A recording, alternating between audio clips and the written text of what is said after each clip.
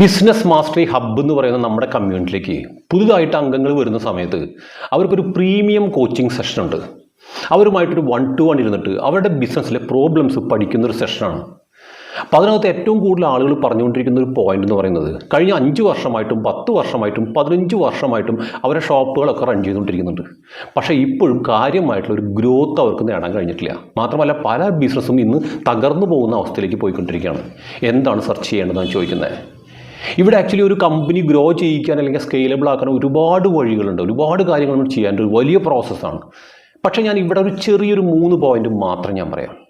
ഒന്നാമത്തെ കാര്യം leverage strategic partnership എന്ന് പറഞ്ഞാൽ എപ്പോഴും നമ്മൾ മാത്രം ചെയ്യാവുള്ളൂ, നമുക്ക് മാത്രം വളരെ അങ്ങനെ ഒരു ചിന്ത മാറ്റിയിട്ട് ഒരുപാട് പേരെ നമുക്ക് കണക്ട് ചെയ്യാൻ വേണ്ടിയിട്ട് പറ്റും. അതായത് കൃത്യമായിട്ട് പറയാം, നമ്മൾ തന്നെ എല്ലാം ചെയ്തോളുന്ന ഒരു നിർബന്ധവുമില്ല. നമ്മൾ പുതുതായിട്ട് പ്രോഡക്റ്റ് ഡെവലപ്പ് ചെയ്യുന്ന സമയത്തോ പുതിയ മാർക്കറ്റിലേക്ക് എക്സ്പാൻഡ് ചെയ്യുന്ന സമയത്തൊക്കെ നമുക്ക് കൊളാബറേഷൻസ് എടുക്കാൻ വേണ്ടി പറ്റും. സമാന ചിന്താഗതിക്കാരായിട്ടുള്ള അല്ലെങ്കിൽ പല ബിസിനസ്സുകാരെ നമുക്ക് കണക്ട് ചെയ്യാൻ പറ്റും. നമ്മുടെ പ്രോഡക്റ്റുമായി കണക്ട് ചെയ്യാവുന്ന അവരുമായിട്ട് കൊളാബറേറ്റ് ചെയ്യുക, ഇതാണ് ഒരു കാര്യം. രണ്ടാമത്തെ invest in systems, not just people. നമ്മുടെ കമ്പനിയിലുള്ള മുഴുവൻ പ്രോസസ്സുകളെയും ആക്ച്വലി SOP വെച്ചുകൊണ്ട് കൃത്യമായിട്ടൊരു പ്രോസസ്സ് സിസ്റ്റമാക്കി മാറ്റുക. അങ്ങനെ വരുമ്പോൾ പുതിയ എംപ്ലോയീസ് മാറി വന്നാലും നമുക്ക് അതുമായി ബന്ധപ്പെട്ട ഒരു പ്രശ്നവും നമുക്ക് ഉണ്ടാവില്ല.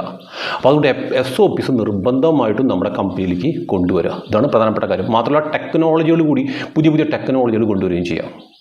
മൂന്നാമത്തെ കാര്യം focus on profitability, not just revenue. പല കമ്പനികളും നോക്കുന്നത് സെയിൽസ് നന്നായിട്ട് നടക്കുന്നുണ്ടല്ലോ, അല്ലെങ്കിൽ ഒരുപാട് ടേൺ ഓവർ ഉണ്ടല്ലോ കമ്പനിക്ക്, പക്ഷേ ഇവിടെ പ്രോഫിറ്റ് നോക്കുമ്പോൾ വളരെ കുറവായിരിക്കും. കാരണം പല പ്രോഡക്റ്റുകളും ചിലപ്പോൾ ലോസിലായിരിക്കും അവർ വിറ്റുകൊണ്ടിരിക്കുന്നുണ്ടാവുക. അപ്പോൾ അതുകൊണ്ട് കൃത്യമായിട്ട് അതിനെ പഠിക്കുക, മനസ്സിലാക്കുക. എപ്പോഴും ഒരു ബിസിനസ്സുകാരന് ഫോക്കസ് ചെയ്യേണ്ടത് പ്രോഫിറ്റബിലിറ്റിയാണ്. ഈ ഒരു കാര്യം മനസ്സിലേക്ക് വയ്ക്കുക.